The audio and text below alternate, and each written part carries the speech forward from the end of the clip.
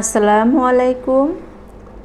তোহাস মম channel থেকে আমি সুমনা সিদ্দিকা আপনাদের আরও একবার স্বাগত জানাই আমার এই ছোট্ট চ্যানেলে। কাছে কিংবা দূরে, দেশ এবং দেশের বাইরে যে যেখান থেকে আমার আজকের ভিডিওটা দেখছেন, আশা করছি আল্লাহর অশেষ রহমতে সবাই ভালো আছেন এবং সুস্থ আছেন। সেই সাথে আমরাও আলহামদুলিল্লাহ ভালো আছি।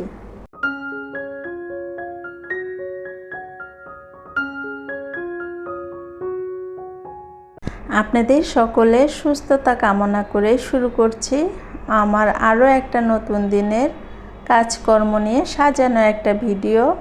আশা করছি আমার আজকের ভিডিওটা আপনাদের কাছে খুব ভালো লাগবে।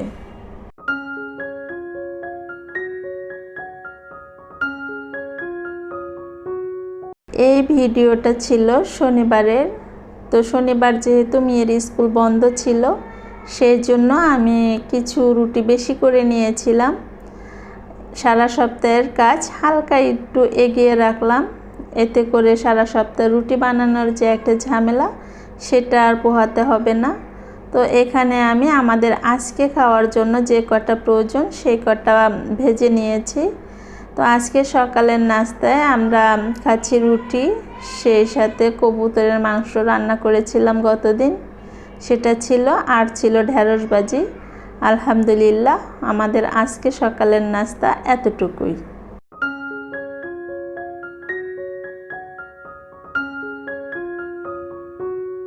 ভিডিওতে কাজকর্ম চলতে থাকুক, সেই সাথে আপনাদের কাছে সেই পুরনো কথাটা আবার নতুনভাবে রিপিট করে নিচ্ছি। আপনি যদি আমার ভিডিওটা দেখা শুরু করে থাকেন, তাহলে আপনি চাইলেই কিন্তু আমার ভিডিওটাতে একটা লাইক দিতে পারেন।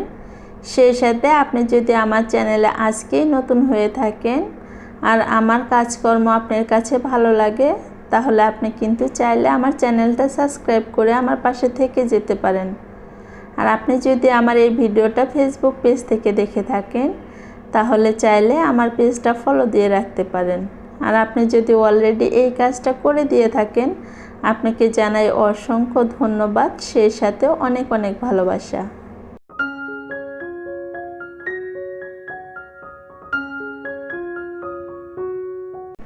তো মেয়ের স্কুল যেহেতু ছুটি ছিল, ওই জন্য আমি বেশ কিছু কাপড় চোপড় ধুয়েছি, সেগুলো ছাদে দিয়ে এসেছি। মেয়ের জুতা পরিষ্কার করেছিলাম, সেটাও রোদে দিয়ে এখন বাসায় চলে এসেছি।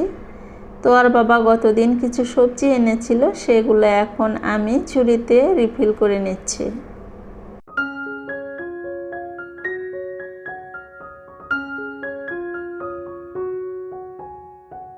এখন আমি কিছু সবজি কেটে নিব। তো আমি আজকে করলা দিয়ে আলু দিয়ে ভাজি করব, সেজন্য করলাটাই প্রথমে কেটে নিচ্ছি। আমরা যেহেতু করলার বিচিটা খেতে পছন্দ করি না, ওই জন্য বিচিটা আমি ফেলে দিয়ে নিচ্ছি। তো এটা আমি আর কি চামিচ দিয়ে খুব ভালোভাবে উঠিয়ে নিয়েছি। তারপরে যতটুকু সম্ভব আমি পাতলা পাতলা করে কেটে নিব। এটা আমি ছোট আলু দিয়ে ভাজি করব।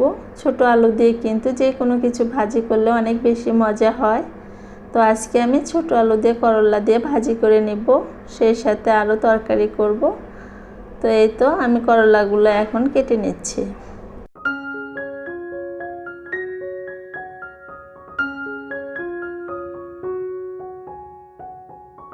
এই তো আমি রান্নাঘরে চলে এসেছি দুপুরের রান্নাটা করার জন্য। আমার রান্নাঘরের জানালাটা দিয়ে সকালবেলা একদম সরাসরি আলো আসে, আলো বলতে রোদ আসে। রোদের কারণে কিন্তু আমি ভিডিওর ফোকাসটা খুব ভালোভাবে আনতে পারি না, যেহেতু বাহিরের আলোটা খুব বেশি পরিমাণ আসে। ওই জন্য কিন্তু ভিডিওর হয়তো কোয়ালিটি একদমই ভালো আসে না, কিন্তু আমি অনেক চেষ্টা করি, কিন্তু কিছু করার নেই। তো এই তো এখন আমি আলু করলা ভাজি বসিয়ে দিয়েছি, আর এখানে আমি ছোট মাছ রান্না করে নেব শিম আর আলু দিয়ে। তো সেটাও আমি কিন্তু রান্না বসিয়ে দিলাম।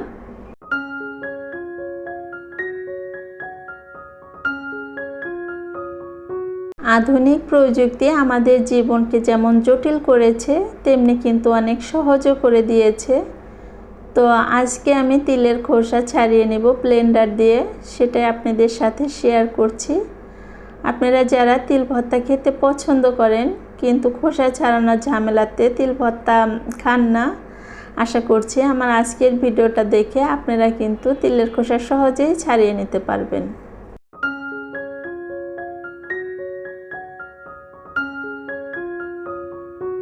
প্রথমে আমি একটা ব্লেন্ডার জার নিয়ে তাতে তিলগুলো দিয়ে দিয়েছি, আর তারপরে আমি হালকা প্রেস করে করে তিলের খোসাগুলো ছাড়িয়ে নিয়েছি। এটা 1 সেকেন্ডের মধ্যে প্রেস করে তারপর ছেড়ে দিতে হবে। যদি আপনি অনেক সময় নিয়ে প্রেস করেন তাহলে কিন্তু এটা ভর্তা হয়ে যাবে, আর তখন কিন্তু খাওয়ার উপযোগী হবে না। তো এই তো আমি প্রথমবারে কিন্তু প্রায় অনেকটা খোসা ছাড়িয়ে নিতে সক্ষম হয়েছি। প্রায় 80% মতো কিন্তু আর কি খোসা ছেড়ে গেছে। তো এখন বাদ বাকি যতটুকু আছে এতটুকু কিন্তু আমি আবার সেই সেমভাবে 1 সেকেন্ডের মতো করে প্রেস করে করে খোসাটা ছাড়িয়ে নেব।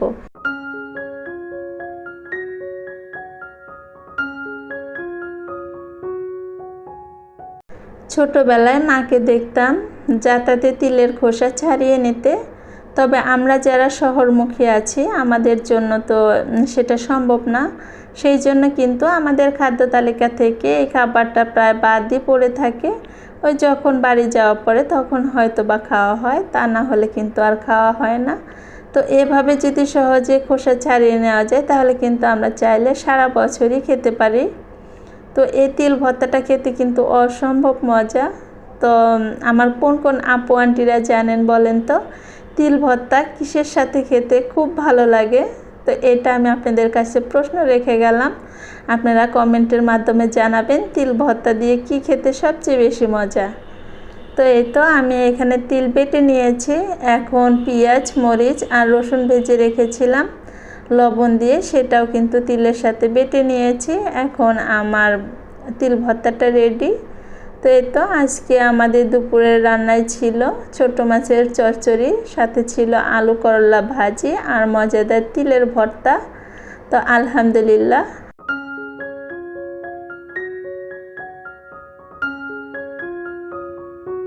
দুপুরের খাওয়া দাওয়া শেষ করে এটা ছিল বিকালবেলা। তো চার সাথে টা হিসেবে খাওয়ার জন্য এখানে আমি আজকে চাল আর বাদাম ভেজে নিচ্ছি। আপনারা এই সেম রেসিপিতেই কিন্তু মুড়ি ভাজতে পারেন, তারপর চিড়া ভেজে নিতে পারেন, আবার এভাবে চাউলও ভেজে নিতে পারেন। এটা খেতে কিন্তু অনেক বেশি মজা। আর তোয়ার বাবারা এ ধরনের খাবার খেতে একটু বেশি পছন্দ করে, ওই জন্য আমি মাঝে মধ্যেই করে থাকি। তো ভাবলাম আজকে আপনাদের সাথে একটু শেয়ার করি। এখানে আমি লবণ আর সামান্য একটু পানি দিয়ে চাল মাখিয়ে নিয়েছিলাম। তারপর কিন্তু আমি চাল ভেজে নিয়েছি। তারপর বাদামগুলো আমি সামান্য তেল আর লবণ দিয়ে ভেজে নিয়েছি। এখন আমি এই চাল ভাজার সাথে কিছু মশলা অ্যাড করব, সেটা আপনাদের সাথে একটু শেয়ার করে নিচ্ছি। এখানে আমি মরিচ কুচি নিয়েছি, পেঁয়াজ কুচি, রসুন কুচি, বিট লবণ আর সাথে নিয়েছি ম্যাগি মশলা। আপনারা চাইলে কিন্তু এখানে চাট মশলাও ইউজ করতে পারেন। আর আমি এক্সট্রা করে কোনো লবণ দিচ্ছি না, যেহেতু আমি লবণ দিয়ে চাল বাদাম ভেজে নিয়েছি সেই জন্য কিন্তু আর লবণটা অ্যাড করছি না। তবে আপনারা লবণ আর ঝালের পরিমাণটা আপনাদের টেস্টের উপর ডিপেন্ড করে ব্যবহার করবেন। তো এখানে আমি পেঁয়াজ মরিচ তারপর রসুনটা কিন্তু খুব ভালোভাবে ভেজে নিয়েছি।